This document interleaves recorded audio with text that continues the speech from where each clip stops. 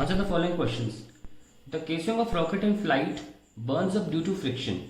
At whose expense is the heat energy required for burning obtained, the rocket or the atmosphere? देखो, rocket experiences friction due to air, है ना, but it still moves by doing work against friction. ऐसा करने की वजह से work done क्या होता है? चेंज इन काइनेटिक एनर्जी, ऐसा नो? तो काइनेटिक एनर्जी, अब वर्क डन अगेंस्ट फ्रिक्शन करेगा तो काइनेटिक एनर्जी लूज होगी ना, काइनेटिक एनर्जी इज लॉस्ट. ये काइनेटिक एनर्जी लॉस्ट होती है, इट इज कन्वर्टेड इनटू या appears as heat which burns the casing, however जैसे जैसे केसिंग बर्न होती है वैसे वैसे मास भी डिक्रीज हो जाता है. तो मास डिक्रीज होता है, रॉकेट का मास डिक्रीज होता है और काइनेटिक एनर्जी मास डिक्रीज होने की वजह से फिर बढ़ जाती है, मास डिक्रीज होने की वजह से. So this is the whole story about rocket casing burning. Now comets move around the sun in highly elliptical orbits. The gravitational force on the comet due to sun is not normal to the comet's velocity. तो elliptical होने की वजह से, जैसे कि मान लीजिए ये सन है हमारा, प्लेनेट बोला है ना, सन है सॉरी, तो कॉमेट एलिप्टिकल ऑर्बिट में है, जिसकी वजह से अगर मान लीजिए कॉमेट यहाँ है तो जो फोर्स है वो टुवर्ड सन होगा, पर जो डिस्प्लेसमेंट है उनके बीच में एंगल जो है वो 90 डिग्री नहीं है, क्योंकि एलिप्टिकल है ना. 90 डिग्री कब होगा? जब सर्कल होगा, क्योंकि सर्कल और टैंजेंट और रेडियस के बीच में एंगल 90 डिग्री होता है. पर अगर आप एलिप्स ले लोगे तो कहाँ से 90 डिग्री हो जाएगा? यस और नो? एलिप्स तो नहीं बनाएगा ना 90 डिग्री. तो क्या बोला जा रहा है? Comets move around sun in highly elliptical orbits. The gravitational force on comet due to sun is not normal to the comet's velocity in general. Yet the work done by gravitational force over every complete orbit of the comet is zero. Why? देखिए, हमको पता है कि अगर circle होता है तो force तो सेंटर की तरफ और डिस्प्लेसमेंट या वेलोसिटी दोनों जो भी हैं वो परपेंडिकुलर टू द फोर्स है. तो हम बड़े आराम से बोल देते थे कि F डॉट एस जो हो जाएगा वो जीरो हो जाएगा, क्योंकि एंगल 90 डिग्री है. लेकिन ये कह रहा है कि एलिप्टिकल ऑर्बिट में 90 डिग्री तो नहीं होता, तो फिर ये वर्क डन जीरो कैसे हो रहा है? देखिए, उसका रीजन बताता हूँ. मुझे पेज चाहिए एक अच्छा सा. देखिए, ये मेरा हाईली एलिप्टिकल ऑर्बिट है और ये सन है. कॉमेट अक्सर काफ़ी कम टाइम स्पेंड करता है सन के पास और ज़्यादातर टाइम एक्चुअली सन से दूर स्पेंड करता है. तो अगर हम यहाँ एक पॉइंट ले लें तो हम देख सकते हैं कि डिस्प्लेसमेंट इधर है और फोर्स इधर है, और यहाँ पे जो एंगल है वो ऑब्ट्यूस है. ऑब्ट्यूस होने के कारण यहाँ पे जो वर्क डन होगा वो नेगेटिव होगा. पर एक कुछ टाइम के बाद कॉमेट यहाँ घूम के भी तो आएगा, तो घूम के आएगा तो उसकी वेलोसिटी या डिस्प्लेसमेंट इधर होगा, फोर्स इधर होगा, और वही एंगल, एग्जैक्टली वही एंगल उस पोजीशन पर एक्यूट होगा. और इस केस में वर्क डन की वैल्यू जो होगी वो सेम होगी, पर एक नेगेटिव और वर्क डन पॉजिटिव होगा, और नेट वर्क डन किसी भी एक पॉइंट के लिए दूसरा पॉइंट भी होगा जो ऐड होकर जीरो देता रहेगा. यहाँ पे होगा तो एग्जैक्टली यहाँ के अपोजिट एक पॉइंट होगा जहाँ पे एंगल सेम होंगे, जिसकी वजह से एक वर्क डन पॉजिटिव आएगा ऑब्ट्यूस एंगल की वजह से, और एक एंगल की वजह से एक्यूट एंगल की वजह से वर्क डन पॉजिटिव आएगा. तो नेगेटिव पॉजिटिव जुड़ के हमेशा आपको आंसर जीरो देते रहेंगे. तो इसलिए over an elliptical orbit also the work done is zero. तो लिख लेते हैं इसको.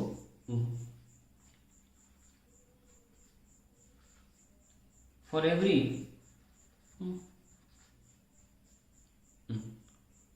Every position where work done by gravity force या gravity लिख लो is negative, the work done by gravity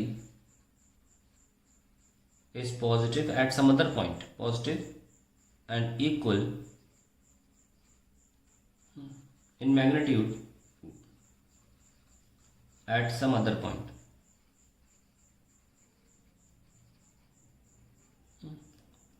at some other point. Therefore, work done will remain 0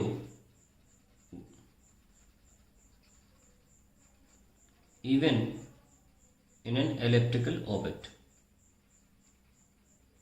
Elliptical orbit. इसका एक और सिंपल आंसर ये भी हो सकता है that gravity is a conservative force. Is a conservative force. And as we know,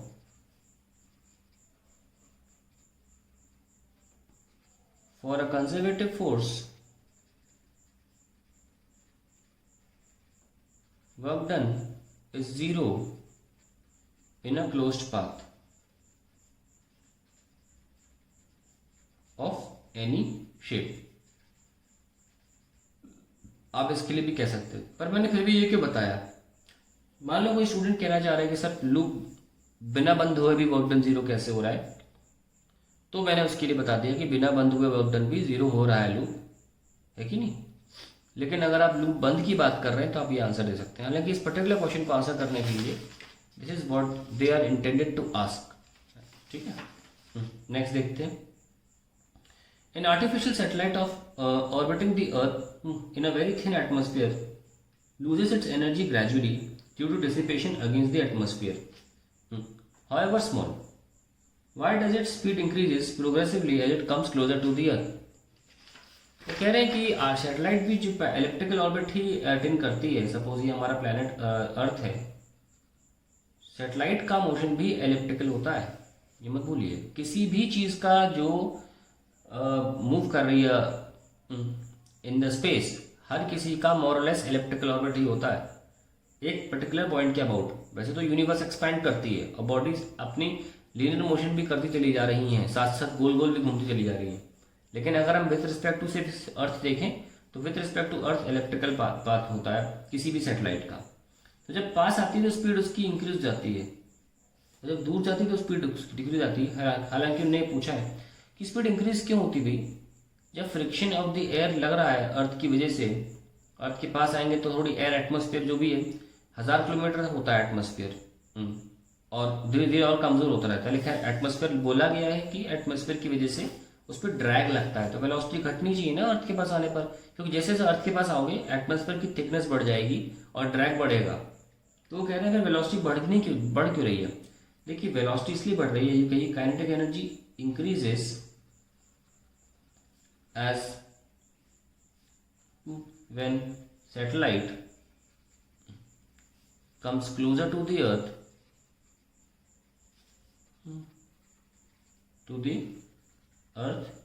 its potential energy decreases. So simple conservation of energy का concept है potential energy plus kinetic energy is total energy.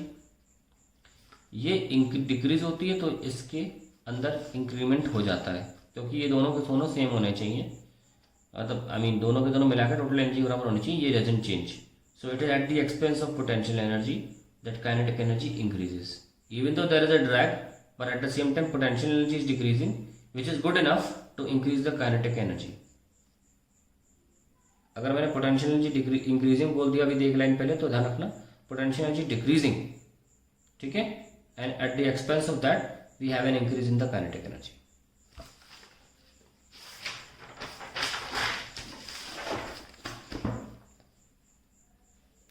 Let's see.